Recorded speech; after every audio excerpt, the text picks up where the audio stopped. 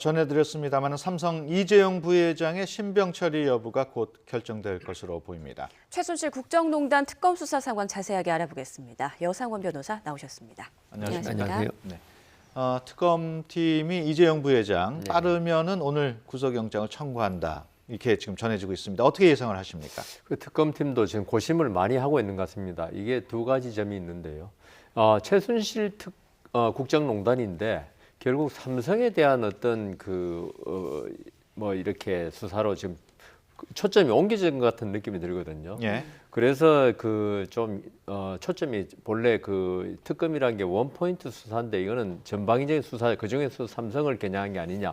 그런데 또 이게 처음부터 계속 김재열 사장이 이런 삼성 측 사람을 많이 부른 거 보면 삼성을 갖다가 이재용 부회장을 구속하건 불구속하건 기소하기 위한 수사라는 느낌이 들었는데 예. 이재용 부회장이 계속 진술을 갖다가 어떤 강요해서 돈 준 거지 뇌물은 아니다는 취지로 계속 주장했거든요. 네. 그래서 결국 특검이 횡령 배임까지도 지금 거론하고 있는 게 이런 뇌물에 대해서 이야기 안 하면 우리가 당신을 횡령 배임으로도 조사할 수 있다, 기소할 수 있다. 이런 어떤 심리적 압박을 한 게 아니냐 네. 그런 생각이 들고 그다음 또 이런 뇌물죄에서 지금 뇌물을 받았다는 측이 박 대통령 아닙니까? 네. 이쪽을 수사도 안 하고 조사도 안 하지 않은 채 줬다고 혐의를 둔 이재용 회장부터 구속하는 거는 조금 맞지 않지 않느냐 이런 견해도 있고요. 예. 그다음 그렇지만 이런 정황으로 봐서 이 정유라 씨에 대한 지원 이런 거라든가 이 전부 다 이게 나중에 삼성물산 합병 문제 이런 혜택을 받게 준 거 아니냐. 그렇기 때문에 법대로 이거는 구속해야 한다는 견해 두 가지가 지금 있는 걸로 알고 있습니다. 예. 네. 그러니까 좀 상황을 지켜봐야 된다는 말씀이시군요. 그렇죠. 앞서 말씀하셨지만 이재용 부회장 횡령 배임죄까지 거론되고 있는 상황인데 일단 뇌물 공여와 위증의 혐의가 지금 적용 중이죠. 네, 거기다가 지금 특검 측에서는 아까 말씀드린 대로 횡령 배임.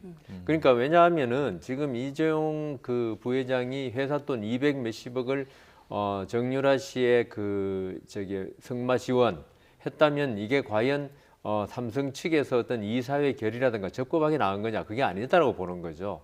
어떤 특별한 혜택을 바라고 한 게 아니냐. 그래서 그렇게 나갔다면 이건 횡령 배임이 될 수 있기 때문에 아까 말씀하신 뇌물과 위증, 횡령 배임까지 지금 혐의를 두고 있습니다. 예.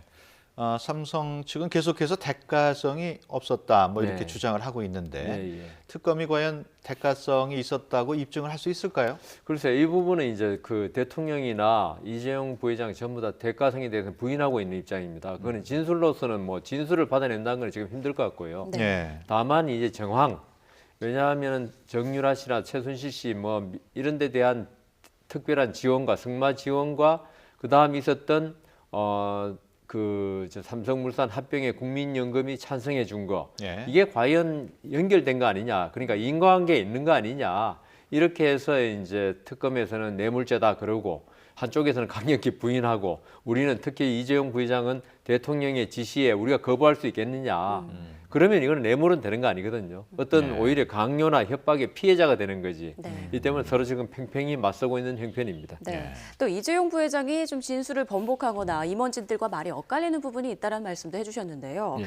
그 일부가 이제 승마 지원이나 재단 출연금 등은 박 대통령이나 최순실 씨와 상관이 없다라는 게 애초에 입장이었는데 승마 지원은 대통령의 강요에 의한 것이다라고 말을 네. 바꿨단 말이죠. 그거는 예. 이재용 부회장으로서는 그쪽으로 밀고 나가는 게 훨씬 유리하고 어떤 뇌물 혐의에 대해서 그걸 부인하는 하나의 도구가 되는 거죠.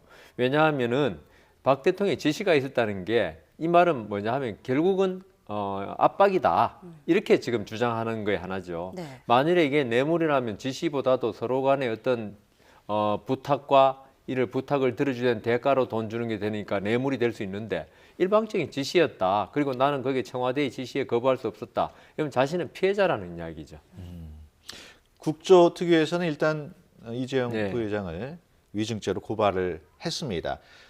그런 정말 위증을 했다는 사실이 확인이 된다면 네. 어떤 처벌을 받게 됩니까? 국회에서 증언 및 감정에 관한 법률인가요? 거기에 하면 1년 이상 10년 이하의 징역이 처하드는데 예. 근데 그 이게 뭐 우리나라 일반 법정에서 위증도 많이 나오지만 거의 좀 처벌이 약한 편입니다. 예. 그리고 그 이재용 부회장이 국회에서 이 부분은 크게 문제 삼을 수는 없을 것이다. 그리고 실질도 이게 위증이 과연 될 것인가 그것도 저는 의문인 게요. 예. 특히 최순실 씨를 아느냐 언제 알았냐 이 문제인데 이재용 부회장이 지금 말한 거는 최순실 씨 개인을 묻는 걸로 자기는 해석한다 이런 취지 같아요. 뭐 최순실 씨 관련된 뭐 K스포츠나 미르라든가 승마 여기에 지원한 건 그거는 맞는데 이게 과연 최순실 씨 건지 알았냐 몰랐냐 그건 난 몰랐다 이렇게 얘기하는 것 같아서 앞으로 만일 위증죄로 기소되면은 치열한 다툼이 있을 것 같습니다. 네, 예. 일단 그러니까 위증죄보다는 뇌물죄에 네, 중점이 그게 맞춰져야 중요하죠. 되는 이거는 그냥 거죠. 격가지죠. 예. 그게 어떻게 보면. 자, 이제 남은 건 박근혜 대통령에 대한 수사일 텐데요. 대통령이 특검 수사에 어떻게 임할지 그 태도가 참 궁금합니다. 그러니까 특검 수사도 제일 지금 관심이 과연 이재용 그 부회장이라든가 나머지 재벌 그룹의 어떤 청탁에 대한 대가로 뭔가를 혜택을 준 거 아니냐 이 부분을 특검에서는 집중적으로 캐물을 건데요. 박 대통령 역시 그 부분에 대해서는 어떤 국가적 경제적인 대국적인 판단이었다.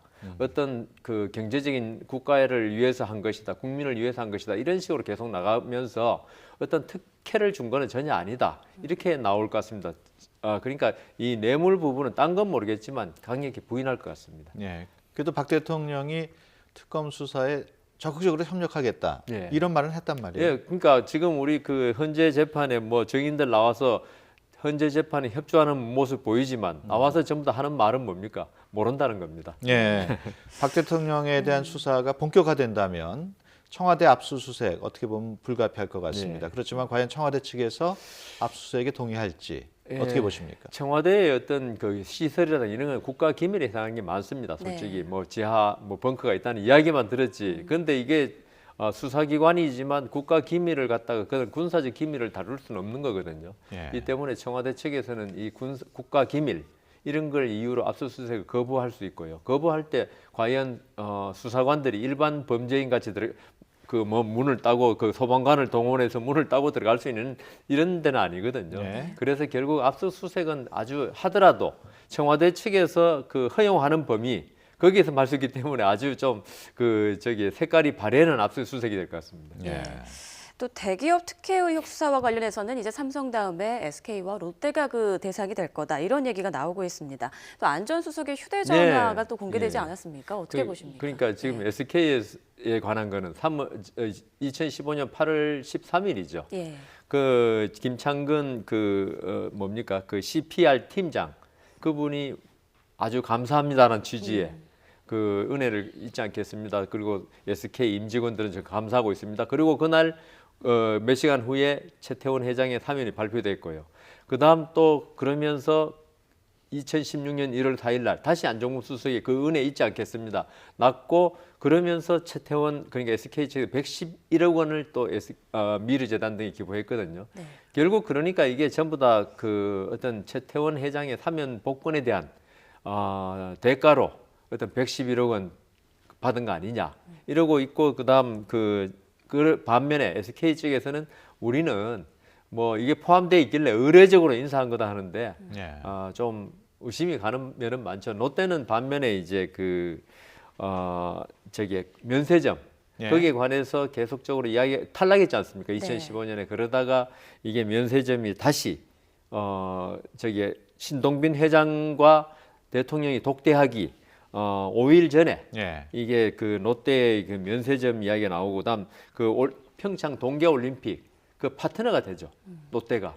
그러면서 500억 원을 후원 결정하게 됩니다. 나중에 보면은. 네. 그러니까 결국 이 모든 게 그 어떤 특혜에 대한 대가로 면세점 롯데는 면세점, SK는 최태원 회장이 사면 대가로 모든 게 이루어진 게 아니냐 돈 나간 게 그래서 이제 삼성과 또 별개로 뇌물로 지금 또 수사할 것 같습니다. 예. 탄핵 심판 얘기도 안 할 수가 없습니다. 지난 10일 헌재 4차 변론에서 이영선 행정관이 좀 진술을 좀 번복한 내용이 있어요. 예, 예. 박 대통령 지시로 의상 대금을 지급했다. 그렇게 만약에 그 진술을 번복할 경우에 네. 그렇게 되면 뭐 어떻게 처벌이 더 커지는 건가요? 어떻게 되는 건가요? 진술을 번복한다는 게 검찰 조사 때 했던 말하고 그다음 그 청문회 때 재판 청문회 때입니까? 예, 예. 청문회 때 하고 참 헌법재판소 나와가지고 진술을 번복한 건데요.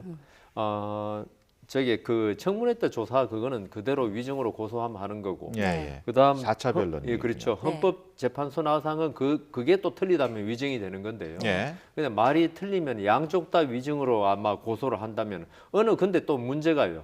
어느 하나는 진실일 거 아닙니까? 예. 둘 말이 바뀌었다면 이 때문에 한쪽이 재판받게 되고 그다음 그렇다고 해가지고 뭐 이 말을 바꿨다고 해서 재판이 그 이제 형이 커지고 이런 건 아닙니다. 예. 참 좀 전에 제가 말한 것 중에 CPR이라고 사회공헌팀 이거는 롯데에 가는 거죠. SK는 아닙니다. 예, 네. 예.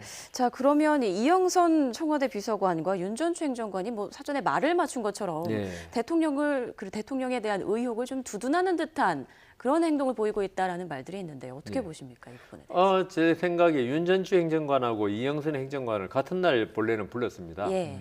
근데 왜 첫날은 윤전추 행정관만 증언을 했죠. 네.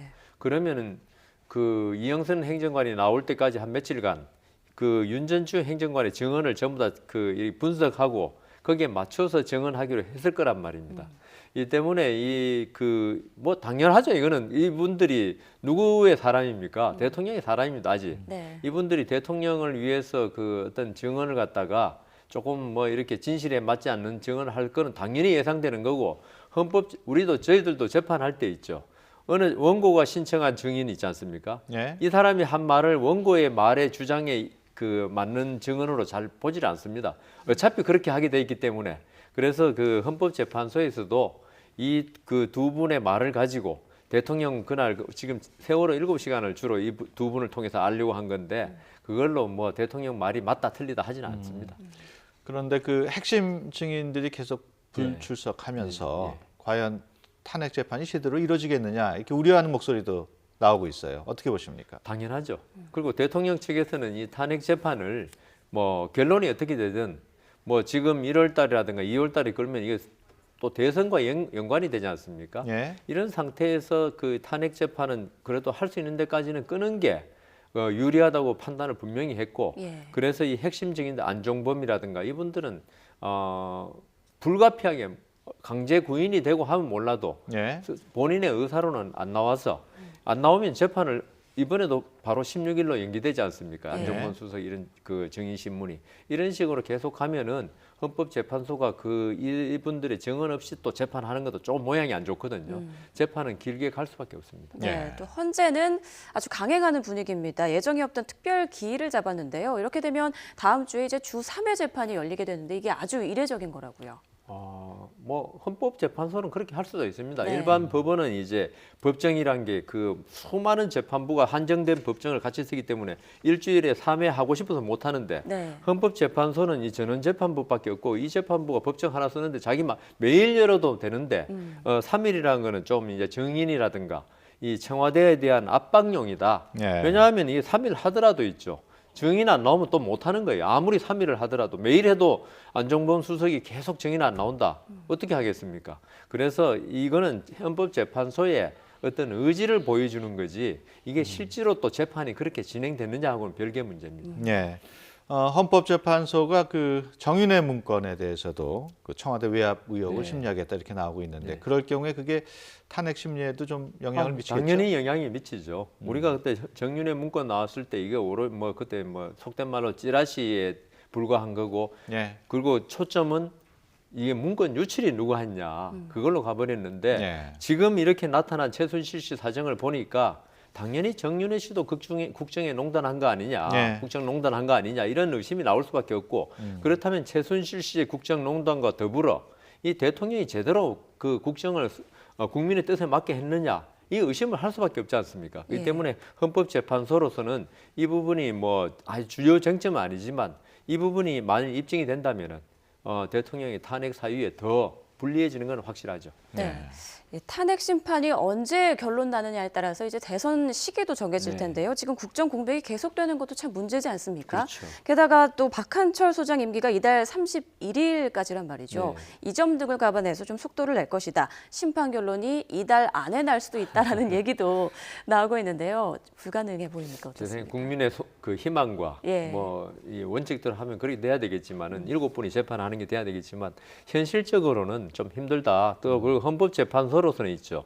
이런 식으로 그다음 아까 3회 재판, 주 3회 재판 예. 이런 걸 하면서 국민의 여망에 절대로 실망시키지 않겠다. 이런 의지를 표현한 거는 맞는데 현실은 그렇지 못할 것이다. 그렇죠 제 생각입니다. 언제까지 결정이 날 걸로 보십니까? 대부분 3월 한 10일, 12일 정도. 예. 제가 그 며칠 전에 전직 헌법재판관님을 저녁을 식사를 예. 했는데 아마 합의, 평이라고 그럽니다. 헌법재판소는. 재판소는 합의라 그러는, 법원은 합의라 그러는데 헌법재판소 평이라 그러는데 그거는 3월 12일 이전에. 그러니까 이정미 재판관이 3월 13일 날 퇴임이거든요. 예. 있고 선고는 바로 그 직후에 있지 않을까 그렇게 예. 예측을 하는데 모르겠습니다. 예, 알겠습니다. 지금까지 여상원 변호사와 함께 얘기 나눴습니다. 오늘 말씀 고맙습니다. 고맙습니다.